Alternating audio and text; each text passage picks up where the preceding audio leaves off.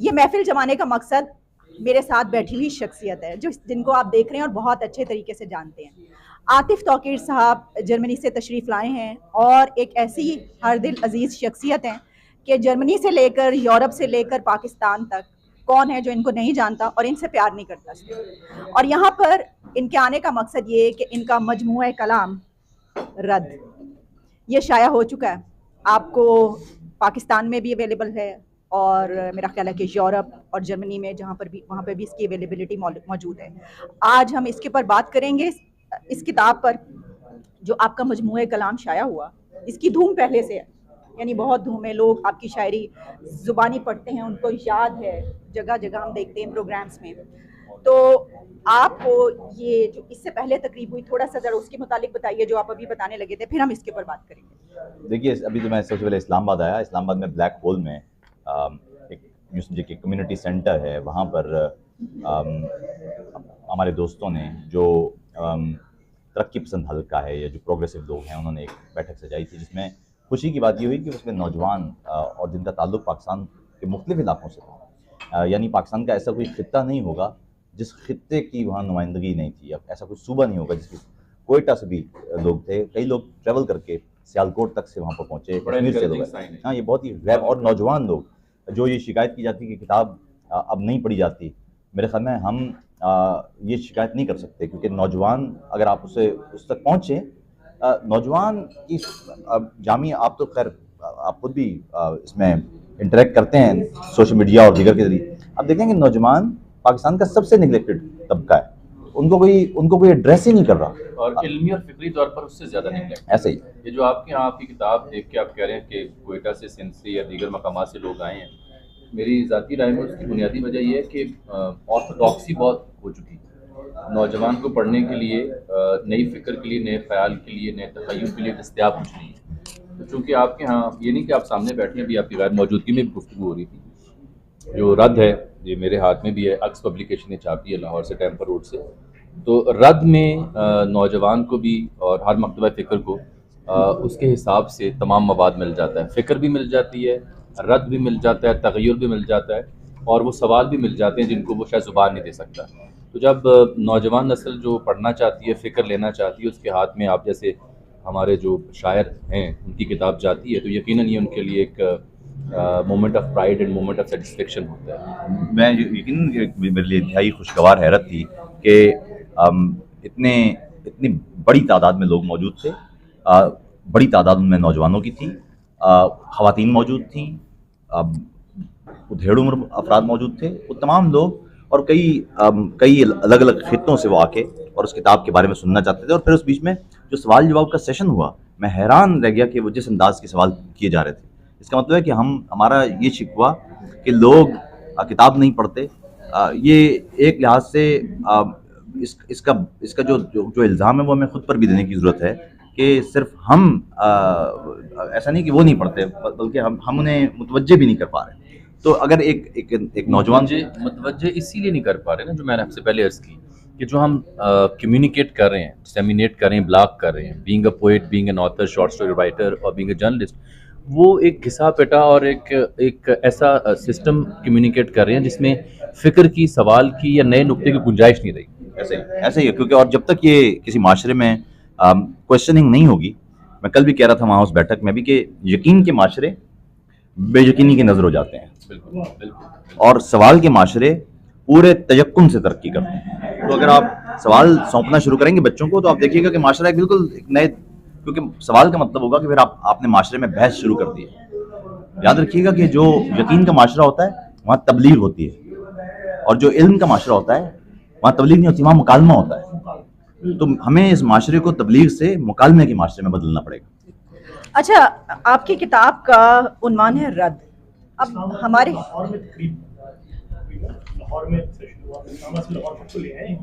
जी जी बिल्कुल, जिस तरह की आतिफ ने बताया कि पहले जो इन्होंने अभी जहाँ जिन जुमलों पे अपना तबसरा खत्म किया, क्योंकि इनफॉर्मल से डिस्कशन हो रही है, हम कोई उस तरह से फॉर्मल आपसे गुफ्तगू नहीं कर रहे। वो गुफ्तगू हो चुकी, खुद ही कहते हैं कि इतनी वहशत में कौन बोलता है। वाह वाह वाह वाह वाह। इतनी वहशत में कौन बोलता है सच, सहूलत में कौन बोलता है। वाह वाह वाह। उसकी कीमत अदा करनी पड़ती है। खुद ही एक फिक्र दे रहे हैं ना, आप बात अपनी जारी रखिए, मैंने सिर्फ लुकमा आपको देने वाला। जी आतिफ, ये इसका उन्मान रद्द और फिर उसके अंदर एक नज्म गद्दार बहुत पढ़ी जाती है। अच्छा, हमारे जो इस वक्त सिचुएशन है, हम देखते हैं पॉलिटिकल सिचुएशन भी देख लें, बाकी भी देख लें, उसमें हमें ये नज़र आता है कि रद्द करना बहुत मुश्किल होता है, यानी लोगों के लिए बड़ा मुश्किल, सवाल करना भी और रद्द करना भी, क्योंकि वो उनको ये पता नहीं होता कि इस चीज़ को रद्द करना चाहिए। आप इस उन्मान के बारे में कैसे, आपने ये क्यों रखा? देखिए, अगर आप अपने अपने किसी भी नज़रिए, किसी भी अमल, किसी भी सोच, उसका अपने अंदर ही सिर्फ एक सवाल से उसको जांचने की कोशिश करें कि मुमकिन है मैं गलत हूँ, या मैं गलत हो सकता हूँ, या मेरा नज़रिया गलत हुआ तो क्या होगा। अगर ये ख्याल भी सरायत कर जाए तो इस शक के नतीजे में जो पहली चीज़ जन्म लेती है वो रद्द है। तो अगर आपने किसी माशरे में सवाल का बीज बोया, तो सवाल का बीज ये जब मैं लफ्ज़ शक इस्तेमाल कर रहा हूँ, उसको आम शक ना, इसको जो रीजनिंग है, जो डाउट है, उसकी मैं बात कर रहा हूँ, उसमें बदलेगा। और फिर वो जो डाउट है वो मुकालमे में, बहस में, दलाइल के दुरुस्त और गलत होने में, मंतकी गुफ्तगू में, और धीरे धीरे किसी नादुरुस्त चीज़ के रद्द हो जाने की सूरत में निकलेगा। तो मेरी राय में रद्द यही है, रद्द। और ये अगर आप गौर करें तो इस किताब का जो इंतसाब है वो है पहले रद्द के नाम। ये जो पहला सवाल था, जो पहला थॉट था कि अगर ये बात जो हो रही है ये गलत हुई तो क्या होगा, तो ये तो वहाँ से चल रहा है जी। अच्छा, इसी पे क्योंकि हालांकि ये अदर वे राउंड हो रहा है, सुनना आपसे कलाम बाज़ुबान शायद, लेकिन मेरे ख्याल में हम नवाओं में शामिल होके तो जरा थोड़ी सी कवाली कर रहा हूँ ताकि इनकी गुफ्तगू या इनका प्रोग्राम जो इसमें थोड़ी सी रंगत आ जाए। क्या बात है। जहां इन्होंने खत्म की बात खुद ही कहते हैं, देखिए, पीराने जुब्बा व कबा सारा फसाद एक है, सबका खुदा अलग से ही सबका मुफाद एक है। फिर से पीराने जुब्बा व कबा सारा फसाद एक है, सबका खुदा अलग से ही सबका मफाद एक है।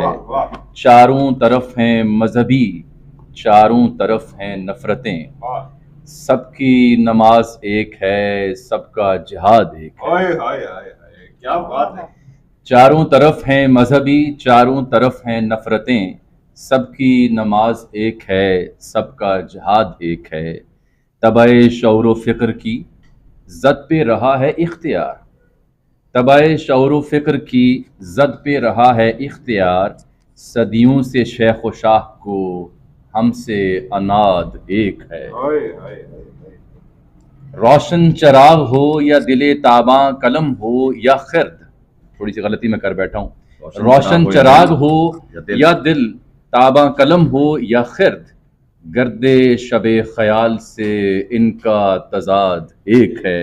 और आखिरी शेर सुनिए, दहशत पसंदगान से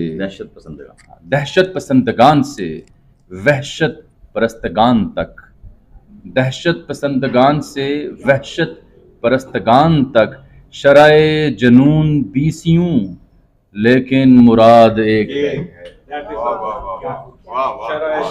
शराए जुनून बीसियों लेकिन मुराद एक है। क्या बात है, क्या बात है, बहुत आला।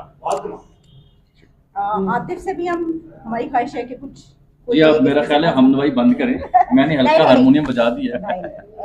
अजमल जामी को, मतलब पूरा शहर क्या पूरा मुल्क, और जिस तरह आतिफ बड़े हरदिल अजीज हैं, अजमल जामी जो है वो बहुत ही खूबसूरत पढ़ते हैं, कहते हैं, बोलते हैं और लिखते हैं।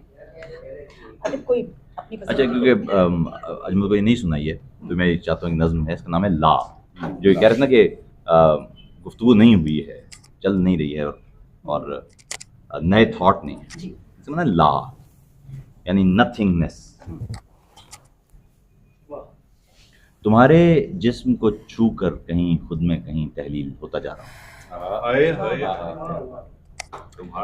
तुम्हारे जिस्म को छू कर, तुम्हारे जिस्म को छू कर कहीं कहीं खुद में कहीं तहलील होता जा रहा हूँ, वाह वाह और जहाँ हूँ मैं वहाँ हरगिज नहीं हूँ। वाह वाह वाह वाह, वाह वाह, वाह वाह, ला की इससे वाह, अच्छी क्या वाह, क्या वाह, बात है वाह, फिर से क्या बात है। तुम्हारे जिस्म को छू कर कहीं खुद में कहीं तहलील होता जा रहा हूँ, और जहाँ हूँ मैं वहाँ हरगिज नहीं, हरगिज नहीं। हरगिज नहीं। बस तुम्हारे बाजुओं पे बहते बहते लम्स के धागों से बुनती बेलिबासी।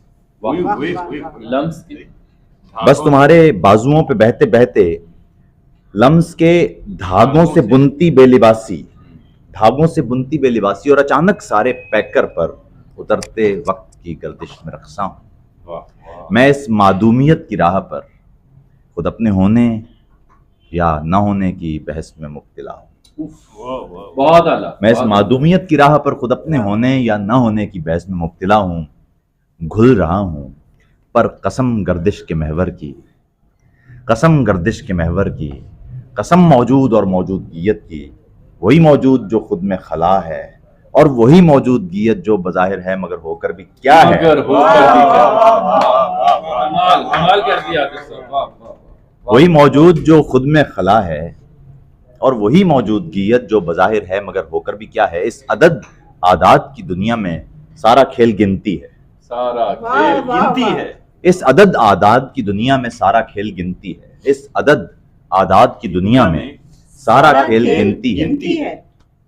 या यूं समझो हमें लगता है सारा खेल गिनती है, या या यूं यूं समझो, समझो हमें लगता है कि सारा खेल गिनती है। वाह वाह इस वाह। अदद आदाद की दुनिया में सारा खेल गिनती है। या यूं समझो हमें लगता है सारा खेल गिनती है कि यक दो तीन से ना खत्म होते इस तसलसल के खला में, सुबह शामों शब के बेहंगम मगर हमवार किस्से में न कुछ मौजूद न मौजूदगियत है, फ़कत गिनती है, और गिनती नफ़ी है। पर नफ़ी क्या है? नफ़ी मौजूदगियत का पता है, और वजूद इस बेयकीनी में खला है। एक फ़ना है, खुदा है, और क्या है? वाह वाह वाह वाह वाह वाह। एक फना है, एक फ़ना है, एक खुदा है, और क्या है? फिर यहाँ हम है, नहीं है, कौन है, क्यों है, कहाँ है, किस तरह है और कैसे है की बहसों में उलझते हैं। फिर यहाँ हम है, नहीं है, कौन है, क्यों है, कहाँ है, किस तरह है और कैसे है कि बहसों में उलझते हैं। तो हम हैं या नहीं हैं, कौन हैं, क्यों हैं, आए। कहाँ हैं, किस तरह हैं और कैसे हैं कि पातालों में गिरते हैं, और उस पर कौन सी तारीफ बेहतर है का एक बेअंत झगड़ा। विच डेफिनेशन इज ट्रू? कौन सी तारीफ बेहतर है का एक बेअंत झगड़ा। एक क्या है, एक क्या है, वाह वाह। एक क्या है एक क्या वाह, है? वाह। एक क्या है, एक क्या है। एक तो यकताइयत है, बेकरां तन्हाइयत। वाह एक क्या है, वाह। एक क्या है। एक तो यकताइयत है, बेकरां तन्हाइयत, लेकिन ये लामुतनाहियत हरगिज नहीं है। एक क्या है, एक क्या है। एक फहद सुनिएगा, फहद आप सुन रहे हैं ना? जी जी सुन रहे हैं। एक क्या है, चाय चाय चाय ले रहे एक क्या है। जी। एक तो यकताइयत है, बेकरां तन्हाइयत, लेकिन ये लामुतनाहियत हरगिज नहीं है।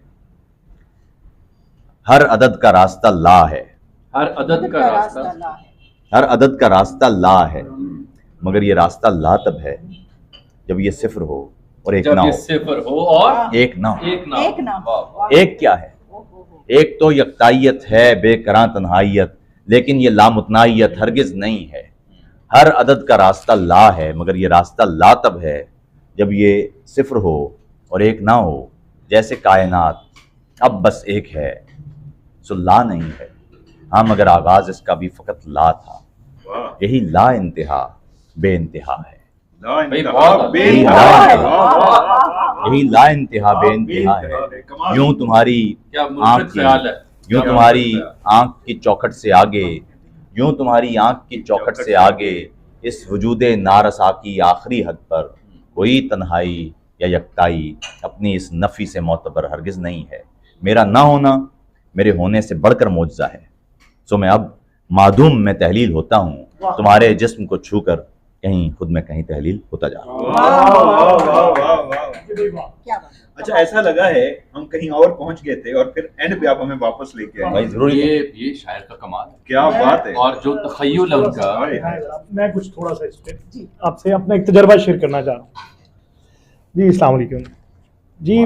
तजर्बा शेयर ये करना चाह रहा हूँ कि जब मैंने आतिफ भाई को 2018 में पहली बार सुना, मुझे समझ नहीं आई लेकिन मज़ा बहुत आया। मैं कहा यार ये आदमी मुझे क्या कर रहा है।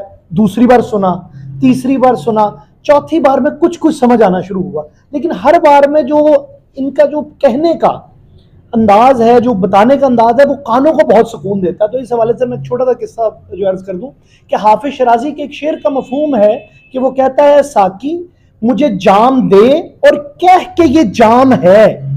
तो इसका हम सोचते थे कि वो कहे क्यों कि जाम है जब जाम दे रहा है। तो अब पता चला कि जो समात का सुकून हासिल करना है वो उन अल्फाजों से होता है। और मैं समझता हूँ कि आतिफ भाई के अंदर ये क्वालिटी मुझे आज के किसी शायर में ये नहीं नजर आती कि वो आपकी समातों को सुकून दे बगैर समझाए हुए। बहुत शुक्रिया। अच्छा, एक नज्म मेरे सामने मौजूद है इस वक्त, उसका उन्वान है खुदा।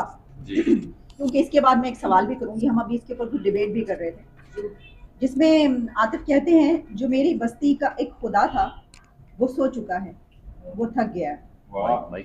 ये सारे मंजर तो एक मुद्दत से जूं के तू थे, ये सारे मंजर तो एक मुद्दत से जूं के तू थे, जो मेरी बस्ती में आना चाहो तो सोच लेना।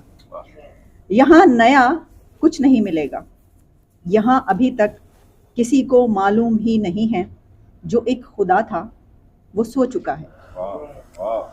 वही मोहल्ले के बीच पागल, पुरानी मस्जिद की सीढ़ियों पर खुदा से तकरार गालियों की, यही समझकर तो कर रहा है वो जागता है। हम बहुत सी ऐसी बात जो कहना चाहते हैं वो नहीं कह पाते। इसकी वजह ये है कि हमारी सोसाइटी, हमारा मुआशरा, हमारे पर कदगने। सबसे बड़ी बात ये, क्योंकि मैंने ये नज़्म इसलिए पढ़ी कि इसमें मौलवी का जिक्र भी आता है, तो ये हमारे बड़ा एक समझा जाता है कि हर्डल है, एक बड़ी मुश्किल है। क्या आप लोग ये समझते हैं कि ऐसे ही है? क्योंकि सोशल मीडिया पे तो सब कुछ धड़ल्ले से हो रहा है। क्या कहेंगे? मैं पहले तो ये समझ लीजिए कि इस नज़्म का शान नुज़ूल क्या है। नज़्म का शान नुज़ूल 3 नवंबर 2007। इसमें खुदा से मुराद है कॉन्स्टिट्यूशन। मज़े की बात देखिए, किसी रियासत के लिए कॉन्स्टिट्यूशन जिस तरह से काम कर रहा होता है, वो एक बड़े मुकद्दस अंदाज से पूरी रियासत का चला रहा होता है। उसमें आपका उठना बैठना, ये सब कुछ उस और आपकी बुनियादी आज़ादियाँ, आपका सांस लेना खुलकर, आपका बोलना, ये सब उस कॉन्स्टिट्यूशन की तरफ से आपको तफवीज़ होता है, आपको यकीनी बनाया जाता है। कॉन्स्टिट्यूशन उसकी ज़मानत लेता है।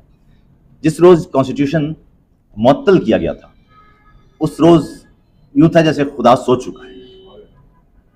तो इसका मतलब है कि अभी तो लोगों को पता भी नहीं है इसका मतलब क्या है। और अगर लोगों को पता चल गया कि इसका तो कोई वक़्त ही नहीं है, तो फिर क्या क्या इस दुनिया में होगा, हमारे इस देश में होगा। ये था इसका बुनियादी कॉन्सेप्ट। लेकिन जो आप कह रही बात, ये इसलिए कि शायर जो है वो अलामतों के सुपुर्द कर देता है। ये उसके पास यही तो बात ये है कि सहूलत है। अब क्योंकि इसके कई मतलब निकल रहे ना। अगर यही काम नसर निगार करेगा फंस जाएगा, तो फंस जाएगा। ये नसर निगार नहीं कर सकता ये काम, क्योंकि नसर निगार के पास बिल्कुल कोई रास्ता नहीं। तो मंटो फंसा था। हाँ, फंस जाएगा। बेशुमार हर एक के फतवे लगे। आप देखें, शायद ही कोई मारूफ नॉवल निगार या शॉर्ट स्टोरी राइटर हो जिसके फतवे आप ये देखें कि लेकिन शायरों पर इस अंदाज से फतवे नहीं लगे। शायरों पर लगते, जाहिर बात है। ये उनकी खूबी, उनके पास एक ऐसी यानी मेटाफर यूजेज की ऐसी क्वालिटी। लेकिन मैं समझती हूँ कि शायरों में देखिए, फैज से लेकर हबीब जालिब तक उनके भी फतवे लगे हैं। वो मामला पॉलिटिकल था। हाँ, लेकिन वो इस तरह के कुफ्र के फतवे नहीं। लेकिन ये बात सही है कि शदीद वाले फतवे नहीं थे वो। उन्होंने क्योंकि लोगों को बताते फतवे शदीद थे, अमल शदीद नहीं। अब ऐसी बात नहीं है। बात यह है कि जो इकबाल ने, हमारे यहाँ बताया जाता है कि शिकवा लिखा और फिर जवाब शिकवा नहीं, पहले इकबाल ने जवाब शिकवा लिखा। होना बहुत ज़रूरी होता है कि जो जाके फतवा लगाने वाले को बताए कि भाई इस पे फतवा लगाना है, तो वो फिर शायर पे भी लगा देगा। तो ये वो वाले तबके को जो है उससे हम उनको बता रहे हैं कि लग सकता है तो पोटेंशियल है। हाँ, उस तबके को उसको एक रियासत में जो उसका वजूद है या जो उसकी एग्जिस्टेंस है गैर कानूनी, उसको मेरा ख्याल है चैलेंज ये है इस वक्त चाय गरम कि वो जो है वो उस पर रिव्यू उसकी। हाँ, यानी अफकार की बात तो हमने कर ली, रंग क्या क्या मिलते हैं। एक छोटे से किताब के ऊपर जब भी बात की जाए, करना चाहूंगा, ये बहुत इंपॉर्टेंट बात है जो मैं क्लियर करना चाहूंगा। सर, आपकी नजर है ज़रा खुसूसी देखें, हमें चूँकि मैं मदरसे का पढ़ा हुआ हूँ और बाकायदा दरस निज़ामी हूँ, मैं यूनिवर्सिटी नहीं गया हुआ, पहले तो ये क्लियर हो जाए कि मेरी बैकग्राउंड वो है। मैं आपसे ये अर्ज़ करूँ कि शरई तौर पे भी फतवे की कोई हैसियत नहीं होती है, हमारे लोगों को ये शऊर नहीं है। शरई तौर पे फतवे की हैसियत सिर्फ एक राय की है, मेरी राय में आपको कत्ल कर देना चाहिए, बस फैसला काजी ने सुनाना होता है और शरीयत में यही होता है। वो 800 साल तरीक उठाए, कभी किसी के फतवे पे किसी को कत्ल नहीं किया गया। जब वो फतवा, अच्छा कई बार ऐसा हमने लॉ पढ़ा तो कई बार ऐसा होता था, एक फतवा एक बंदे के काफिर के होने के हक में काफिर के है, एक फतवा उसके मुसलमान होने के है, तो फैसला कौन करेगा? फैसला काजी करता था। ये है कि रियासत को इख्तियार ये होना चाहिए कि जो फर्दन फर्दन ग्रुप बना के कत्ल करने का है ना, ये रियासत ने इख्तियार दिया हुआ है, इसे वापस ले लें। रियासत करे ना, उस पर केस चलाए, आप ये कह रहे हैं कि रियासत कत्ल करे। देखिए मैं तो ये समझती कत्ल हूँ से आप मुराद रियासत को मेरी भी ये कैसे है, बात मैडम दे एक मिनट, अगर आप कत्ल रियासत से की मुराद बात- ये है, नहीं मेरा हम ख्याल कह है रहे हम हैं किताब पे वापस नहीं, उस पर केस चलाए, जो कानून बनता है वो करे। अगर जज और ये चीजें साबित हो जाती है तो उसे फांसी पे लटका नहीं दें। ये तो बहुत, ये तो आप वही बात करें तो बहुत आसान है यहाँ पर। बस नहीं आसान, साबित कर- ये मुश्किल है। जब वो अगर आसान होता तो लोग लापता ना हो रहे होते। अगर ये आसान होता ना कि केस चला के कत्ल करना। नहीं, लेकिन ऐसा नहीं, लापता होने सर, की बहुत बहुत सर, बड़ी सर, बात है। एक छोटा सा सवाल मेरा भी है। जी। ये किताब एक सामने है, इसका जो नाम है रद रद रद, आप थोड़ा सा एक्सप्लेन करेंगे ये कौन सा रद है? बहुत उम्दा मुद्दा उठाया, शायद की जुबानी सुनते हैं। देखिए रद्द, मैंने हमारी जो गुफ्तगू है उसका आगाज़ इससे हुआ था। रद्द का मतलब ये है कि किताब आपको इसमें जितने भी मौज़ूआत पर लिखा गया है, आप देखेंगे कि बुनियादी अक़दार उन पर कड़े सवाल किए गए हैं।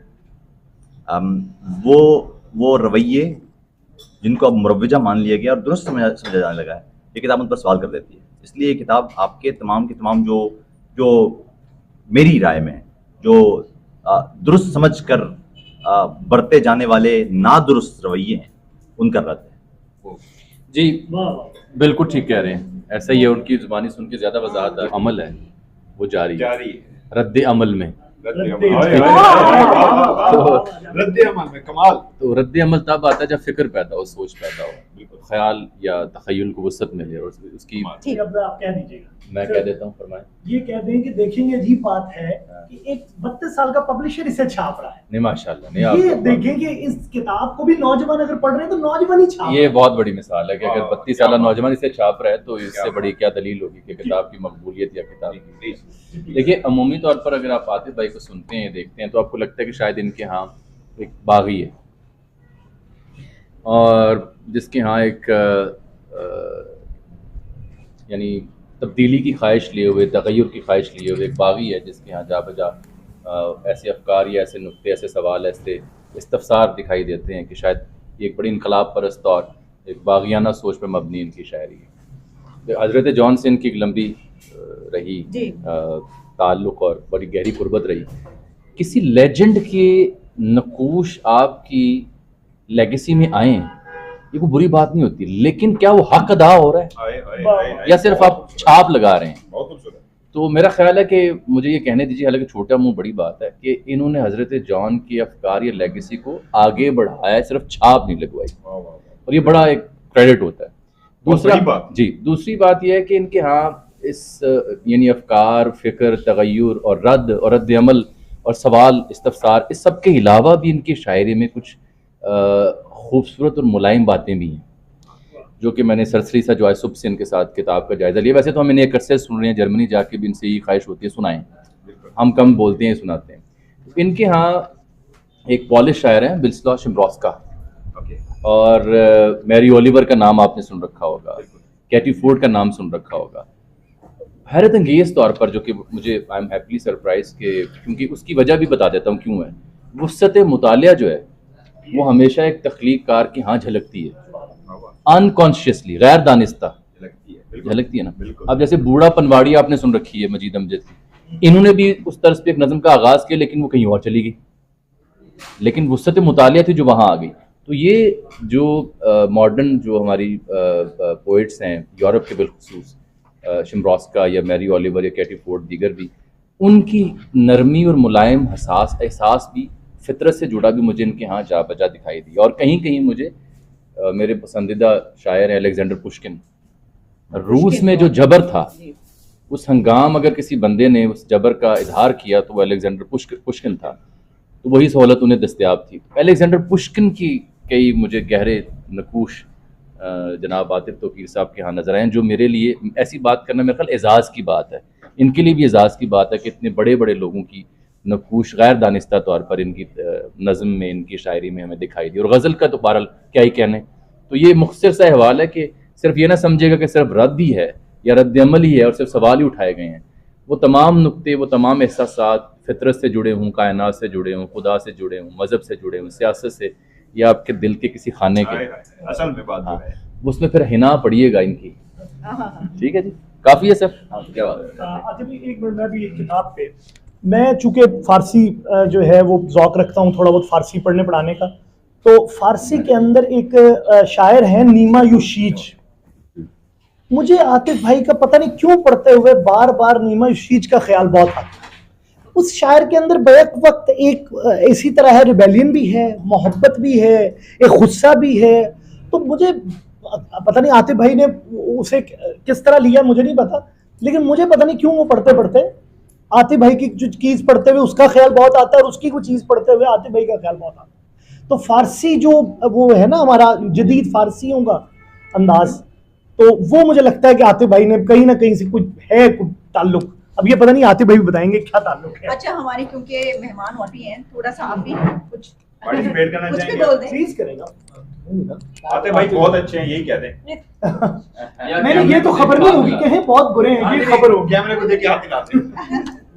अस्सलाम वालेकुम जी। आतिफ भाई से हमारा ताल्लुक़ यही कोई 7-8 साल पुराना है और हम तो उठते बैठते चलते फिरते इनसे फरमाइश करते रहते हैं कि आतिफ भाई कुछ सुनाइए, तो बड़ा मज़ा आता है इनके साथ, हम बहुत एंजॉय करते हैं। और ये वैसे भी बहुत अच्छे इंसान हैं, हमारे छोटे फैमिली फ्रेंड्स हैं, तो हम तो एज ए शायर नहीं देखते, एज ए बड़ा भाई देखते हैं। ठीक ठीक। अच्छा, हमारे साथ शाहनवाज मौजूद काफी दोस्त हैं हमारे हैं, सीनियर बहुत साहब। सीनियर जर्नलिस्ट हैं। एक सेकंड, और- खूबसूरत हस्ती इधर मौजूद है। जी थैंक यू जी। असल में जी आतिफ साहब के साथ ताल्लुक़ तो कई साल पुराना है, लेकिन सब ने, जामी साहब ने भी बड़े लतीफ़ नुक्ते जो हैं उठाए कि शायरी में क्या होता है, थॉट्स में क्या होता है। मेरा एक बहुत बड़ा जो आतिफ साहब के साथ जो मुझे लगता है कि असर हाज़िर के किसी शायर में मैंने देखा नहीं है, इनकी बहुत सारी शायरी में जो है वो एस्ट्रोनॉमी, इर्तिका के मौज़ूआत को इतने अच्छे तरीके से, मतलब मैंने कभी इर्तिका की शायरी नहीं सुनी थी, मैंने कभी एस्ट्रोलॉजी को शायरी में नहीं देखा था। आतिफ साहब के ऐसे ऐसे शेर हैं कि बंदा झूम उठता है उनके ऊपर कि और उसे समझ आती है उन फिज़िक्स के मुश्किल तरीन जो आप डेफिनेशंस हैं, फार्मूले हैं, वो इक्वेशंस जो हैं वो आपको इनके शेरों मिलते हैं। और मैं इनसे अर्ज करूंगा कि अभी इसी महफिल में उनमें से कोई एक शेर जो है हमें अता कर दें। देखिए, फारसी शायरी मैंने बहुत पढ़ी है, बल्कि मज़े की बात है कि मैं इब्तिदा में मैं जब शेर करता मैंने फारसी में ही शायरी शुरू की थी, तो बाद में फिर मैंने उर्दू में शेर करना शुरू किया। अच्छा, वो जो आप कह रहे हैं कि जैसे एक नज़्म है इजाफियत, लेकिन मैं एक कथा सुना दूं पहले आप, वो भी इसी कि इजाफियत ही हवाला ज़मां मकां कर रही। बिल्कुल बात है, बिल्कुल बात है। इजाफियत ही हवाला ज़मां मकां कर रही, मगर तजाजुब जौहर की बेयकीनी थी। भाई क्या कहने, भाई क्या कहने, मगर तजाजुब जौहर की बेयकीनी थी। इजाफियत ही हवाला ज़मां मकां का रही, मगर तजाजुब जौहर की बेयकीनी थी।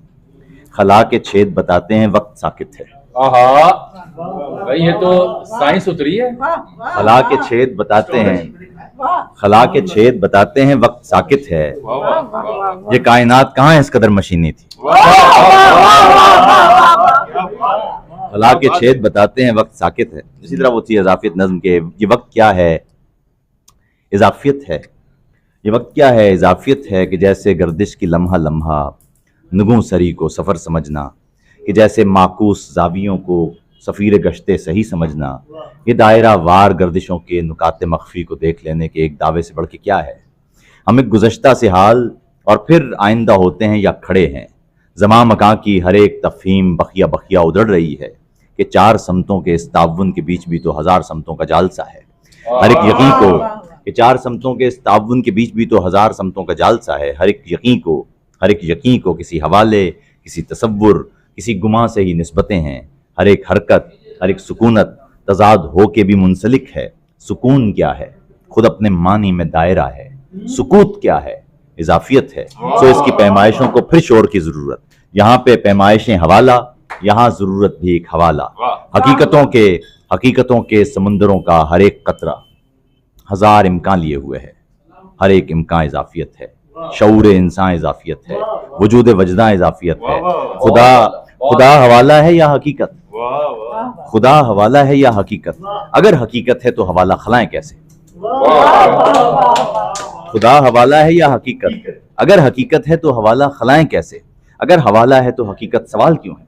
अगर हकीकत है तो हवाला खलाएं कैसे? अगर हवाला है तो हकीकत सवाल क्यों है? ये कायनातों को नूरी सालों से नाप लेने की एक सही है। ये कायनातों को नूरी सालों से नाप लेने की एक सही है। तजाजुबे बेकरां की वुस्सत, सितारा-ए इंतहा से लेकर वजूद बे इंतहा की सरहद अबूर करना, खुदा खुशी है कि खुदकुशी है?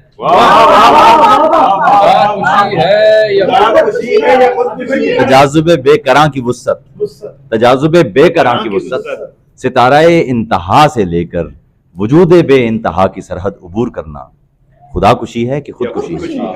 ये सब सरासर इजाफियत है। हर एक पैगंबर इजाफियत है। लहब का बिस्तर इजाफियत है।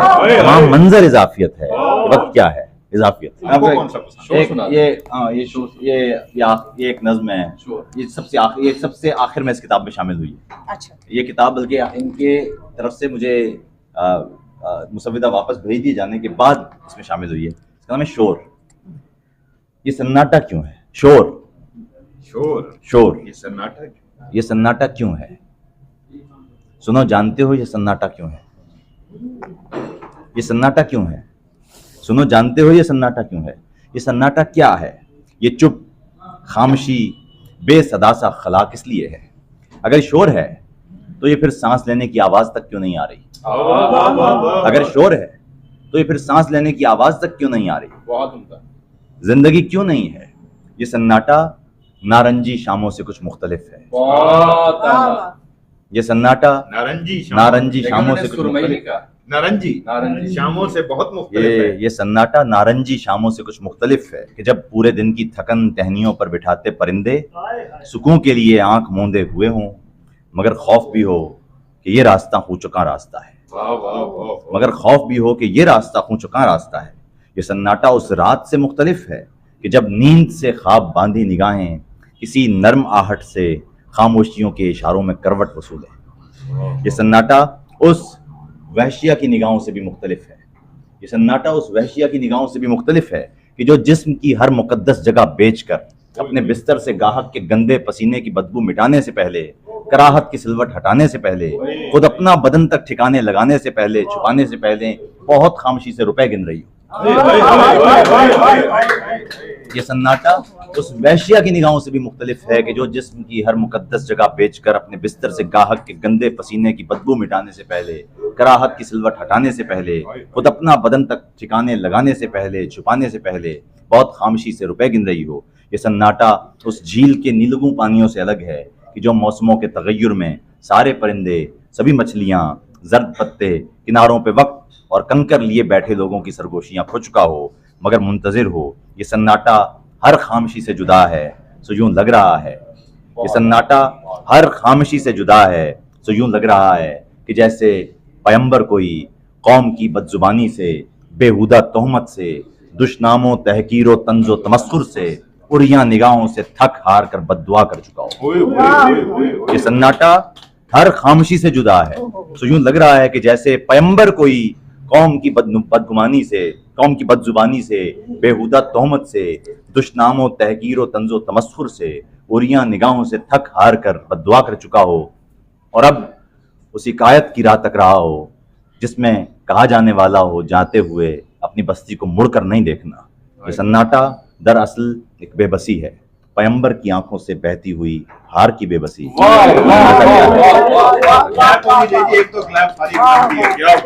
क्या कहने आते थे, बहुत सिर्फ ये कहूंगी कि बेकरां तखय्युल और ऐसे तखय्युल को आप अल्फाज में ढाल लें और इतनी खूबसूरती से ढालें कि अगर हम ये कहें कि हम इस वक्त अहद आतिफ तौकीर में जिंदा हैं तो शायद